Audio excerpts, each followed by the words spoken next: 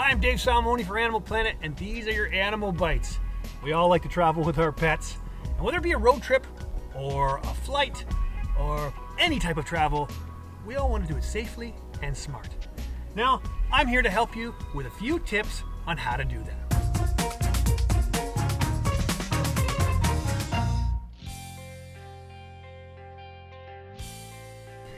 This is a road trip for me, Honey, and my other dog, Mo. There's the obvious basics that you have to think about while packing. You gotta make sure you bring food, plus a little extra. You gotta make sure that you bring water, plus a little extra. Bring your leashes, bring your dog bags. All of these things are gonna make sure you're prepared in any unthought of circumstances. The best thing I can tell you is just to plan for their comforts. You gotta know your dog, know what stresses them out, know what they like, and try to accommodate for them. They're just like members of your family, so you gotta treat them as such. In our case, we got a really big car. We have to keep them separate from stepping on the kids or coming up and ruining my driving experience. So the big girl here stays back here along with her pal, Mo. The safest way to travel with your dogs are when you can separate your dog from the people. There's lots of different advice, pro and con harnessing your dog, pro and con putting up dividers, but there are lots of things to consider, and I feel safety with your family is very personal. Do a lot of reading before you decide on how your animal is going to travel with you. There are a million types of dogs, there are a million types of personalities in dogs, so I can't tell you the one surefire way that your dog will like and that you will like, whether you want to have a caged off area, whether you want a harness dog, fastened down, or if you want to let them free roam, but in a controllable situation. Now, another thing that we plan for Honey is that every hour we know that there's a place to stop where she can come out, go to the bathroom, drink some water, have a snack if she wants it, and stretch her legs. That makes it fun for her, it keeps her from getting too bored, and makes sure that the whole trip is fun for everybody. Now, another thing we think about is where we're going and how the lifestyle for her we can try to normalize a little bit. There are a lot of dogs that don't like to be away from home. So in that case, you gotta bring her favorite toys, maybe bring her kennel if she has one, but do all the things that are gonna make them feel at home, if they're that type of dog. Another big question that I get, particularly for road trips like the one Honey Bear and I are going on, how long can you leave your dog in your car? I have a really easy answer for that. Don't. Not 1 second. Never leave your dog in the car.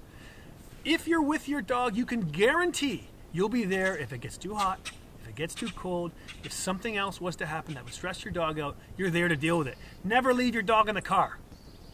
Got it? Good answer.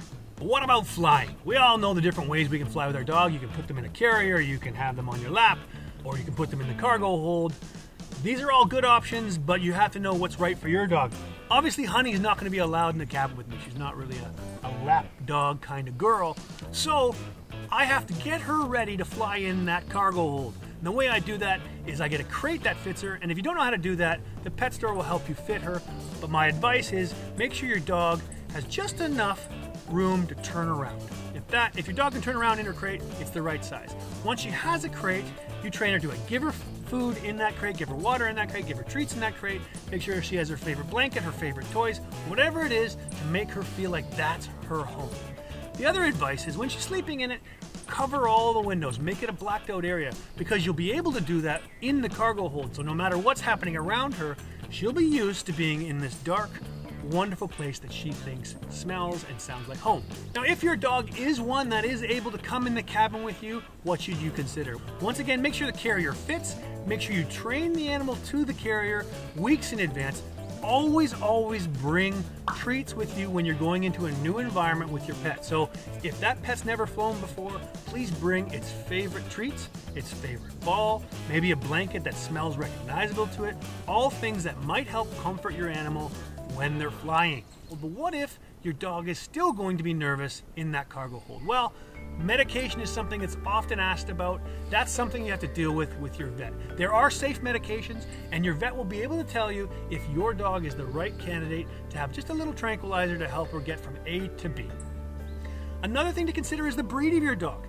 A lot of dogs, like a bulldog, will have trouble breathing because they have a flatter face. Now, when you go into thinner air in an airplane, that may cause serious problems for your animal. So know your breed. And if you don't know if your breed will have problems in the air, then you really got to ask your vet, because they can help you say, oh, absolutely, your dog will do fine, or, oh my goodness, you're going to have breathing problems. You do not want to have your dog up in the air with a breathing problem. What about these service dogs? Now, I have a pet peeve about service dogs because we all know people need them, and yet there are lots of people who just think, oh, this is a good way to get my dog permission to fly with me. So there are people now trying to find ways around getting a certificate that says my dog belongs with me on the plane. Now, every time you do that, you're going to hurt the person who actually needs it. There are lots of people that need to travel with their dogs, either by stress or for some impairment that the dog is helping them with. So please think of others when you're trying to sneak your dog onto a plane. There are airlines all over the world now that are cracking down on people, and people who actually need their dogs are getting told no and aren't allowed to fly because some people think that their dog just deserves to be with them. So remember, my best advice when traveling with your animals is you know your animals. You know how to make things fun for your animals, so do your best to plan ahead and prepare as best you can for those trips so that they're fun, they're exciting for your animals, and that the animals are ready to do it the next time you're hitting the road. Thanks for joining. We'll see you soon.